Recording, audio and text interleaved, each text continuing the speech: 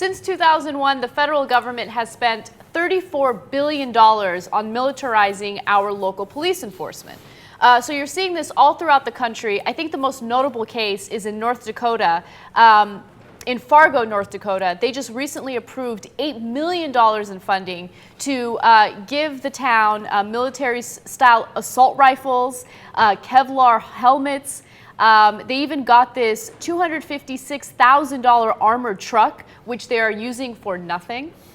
No, they are not using it at all. In fact, it's yeah. What the hell would you use an armored truck for in Fargo, North Dakota? There has been an average of 2 homicides in Fargo, North Dakota since 2005.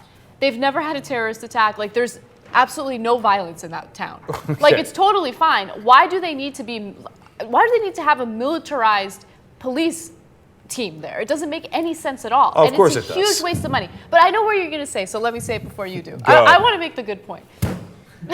So look, we're pulling out of war, right? Pulling out of war. We're not in Iraq anymore. But the truth is, look, all of these private contractors still need to make money. So how are they going to make money? They're going to make the money in the United States by training the police enforcement, right? And they're training them on how to use all of these crazy military weapons that they don't need.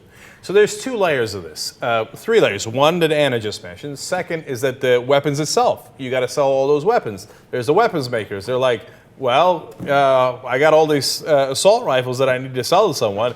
Oh man, oof, 2 homicides a year. Oh, Fargo, North Dakota, you're going crazy. I got to sell you some assault rifles, right? And then the third layer of it is that once they've assigned this amount of money to Homeland Security, right? And it's an easy thing to do in politics. Other things are hard. You want to feed kids? Oh, that's really hard. Rush Limbaugh will beat you up over it. Fox News will criticize you, etc. But if you say, oh, I'm going to buy armored trucks and tanks. They got a tank in Arizona. For a sheriff has a tank, okay? So if you say that, people are like, oh, yeah, rock and roll. Yeah, let's kick some ass. Yeah, we got money for that. And what happens is that the politicians then dive in.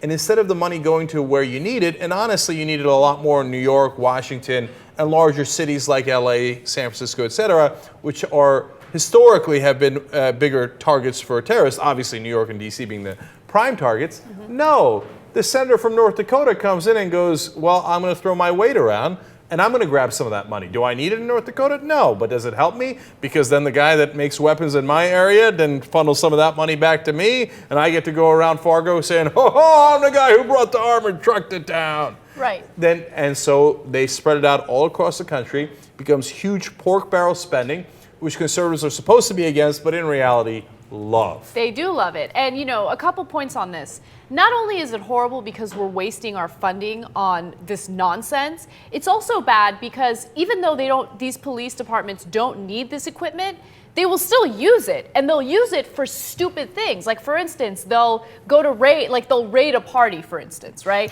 With a tank. No, but this is happening throughout the country, right? Like, this is a police state. You know, our police enforcement is militarized, so they'll overreact to stupid situations. Like, for instance, if they suspect that someone is selling drugs inside the house, they'll raid that house, and they'll go in there with like assault rifles, and it's crazy.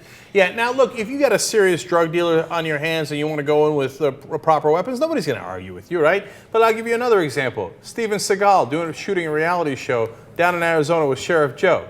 Used a tank to go into a house for cockfighting.